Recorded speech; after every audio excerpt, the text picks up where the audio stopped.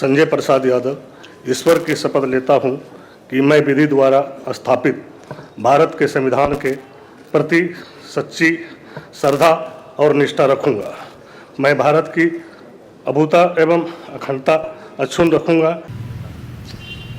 संजय प्रसाद यादव जी को मंत्री बनाए जाने पर इसके खुशी में हम संजय प्रसाद यादव जी को पलामू जिला की ओर से बहुत बहुत शुभकामनाएं धन्यवाद देते हैं और पार्टी सुप्रीमो आदरणीय लालू जी को और तेजस्वी प्रसाद यादव जी को बहुत बहुत धन्यवाद शुभकामनाएं देते हैं कि इन्होंने शेर आदमी को मंत्री बनाने का काम किया है। इससे पलामू प्रमंडल के साथ साथ पूरे झारखंड में एक खुशी की लहर है कि पार्टी इनके नेतृत्व में इनको मंत्री बनाए जाने से बहुत ज़्यादा पार्टी डेवलपमेंट करेगी। हम लोग ऐसा महसूस कर रहे हैं। Thank you. जय लालू, जय तेजस्वी जी, जय झारखंड। झारखंड विधानसभा के लगातार दूसरी बार अध्यक्ष बनने पर रविन्द्रनाथ महतो ने कहा है कि सभी सदस्यों को राजनीतिक कठोरता भूलकर राज्य के विकास के लिए रचनात्मक प्रयास करने चाहिए। विधानसभा में चुनकर आए नए सदस्य संसदीय परंपराओं का पालन करेंगे। वही सदस्यों को पर्याप्त अवसर देने की बातें स्पीकर ने की है।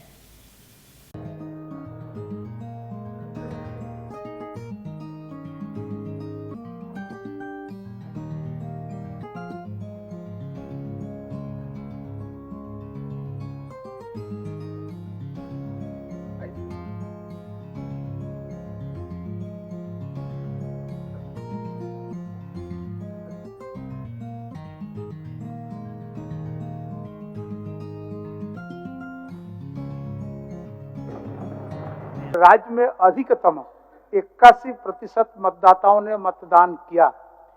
इन सबों को तहे दिल से आभार व्यक्त करता हूं। माननीय मुख्यमंत्री श्री हेमंत सोरेन जी के नेतृत्व में लगातार दूसरी बार सरकार बनी है। गत वर्ष में राज्य की जनता की अपेक्षाएं, आशाएं और आकांक्षाएं बढ़ी है। इसे बेहतर तरीके से पूरा करने के लिए सामूहिक प्रयास आवश्यक है। मैं उम्मीद करता हूं कि चुनावी प्रतिस्पर्धा से उत्पन्न कटुता को भूलकर राज्य के नवनिर्माण एवं आगे बढ़ाने के सभी माननीय सदस्य रचनात्मक प्रयास करेंगे। माननीय सदस्यगण, छठी विधानसभा एक नए दृष्टि, नए संकल्प की सभा होनी चाहिए। यह सभा हमारे रचनात्मक चिंतन, नतून विचारों की सभा होनी चाहिए। यह सभा उच्च कोटि की संसदीय परंपरा स्थापित करें। पक्ष प्रतिपक्ष की मर्यादित सहमति असहमति की अभिव्यक्ति परिलक्षित हो। राज्य के महत्वपूर्ण मुद्दों पर गहन एवं सार्थक चर्चा संवाद हो और राज्य को आगे ले जाने की इच्छा शक्ति के साथ यह सदन काम करे। मुझे प्रसन्नता है कि इस सदन में पहली बार 21 नए माननीय सदस्य चुनकर आए हैं। मैं सदन की ओर से इनका अभिनंदन करता हूं। मुझे आशा है कि निर्वाचित सदस्य सदन की नियमों, परंपराओं और परिपाटियों का गहन अध्ययन करेंगे और अपने अभिभावक समान वरिष्ठों के अनुभव का लाभ उठाकर श्रेष्ठ संसदीय परंपराओं का पालन करेंगे। 2 सप्ताह पूर्व ही पूरे देश में संविधान दिवस मनाया गया। संविधान निर्माण में भूमिका निभाने वाले सभी महान मनीषियों को नमन करता हूं, जिन्होंने दलगत भावनाओं, निजी विचारधाराओं से ऊपर उठकर हर बिंदु पर गहन अध्ययन, विचार विमर्श, वाद विवाद, चर्चा, संवाद कर पूरे विश्व में एक अनूठा संविधान बनाया, जिसमें समस्त आधुनिक लोकतांत्रिक परंपराओं के साथ स्वतंत्रता आंदोलन के आदर्श को समाहित किया गया। मैं सदन के सदस्य से आग्रह करना चाहूंगा कि लोक कल्याण के लिए ऐसी नीतियां बनाएं, ऐसे कानून बनाएं, ऐसे अधिनियम बनाएं जिससे समाज के शोषित, पीड़ित और वंचित वर्गों के उत्थान हो सके और गांधी जी के द्वारा देखे गए सपनों के अनुरूप अंतिम व्यक्ति के जीवन में सामाजिक आर्थिक उत्थान हो सके।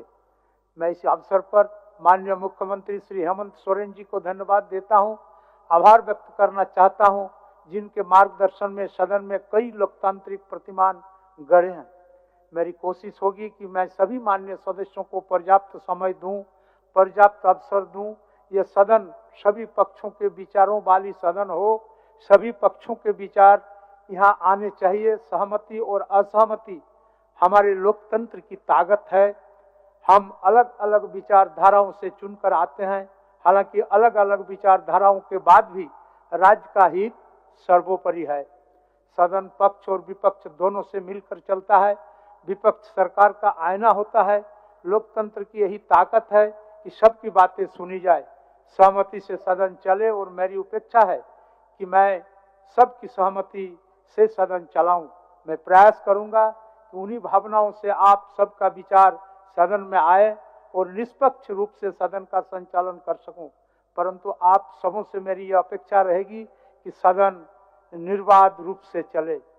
मैं यहाँ अपने अंतर मन से यह कहना चाहूँगा कि हम लोग यहाँ चुनकर आते हैं और जनता की बहुत सारी अपेक्षाओं के साथ चुनकर आते हैं।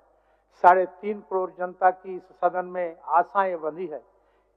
उनके हित में और उनके लिए ये महापंचायत से समुचित कार्य हो। परंतु यह भी सत्य है कि कई बार गतिरोध के कारण वांछित इष्टतम कार्य नहीं हो पाता है। इसलिए आग्रह करना चाहता हूं कि सदन में गतिरोध न हो, सदन में आलोचना हो, सदन में विचार व्यक्त हो, अभिव्यक्ति हो, लेकिन गतिरोध सदन की परंपरा नहीं है। मैं समझता हूं कि माननीय दिशम गुरु शिबू सोरेन ने राज्य निर्माण के आंदोलन के समय से ही राजनीतिक एवं सामाजिक रूप से सहनशील, जुझारू, निष्ठावान कार्यकर्ता तैयार करने का प्रयत्न किया है। मुझे उम्मीद है कि इस सदन में उनके विचारों का प्रतिबिंब परिलक्षित हो। जब टूटती है आस, जब थकती है सांस, जब रूठते हैं अपने, मुंह मोड़ता है जमाना, जब अंगड़ाई लेता है संकल्प, फिर बनती है कहानी, बनते हैं अनमिट निशान। देखिए मेरे साथ संघर्ष की दास्तान।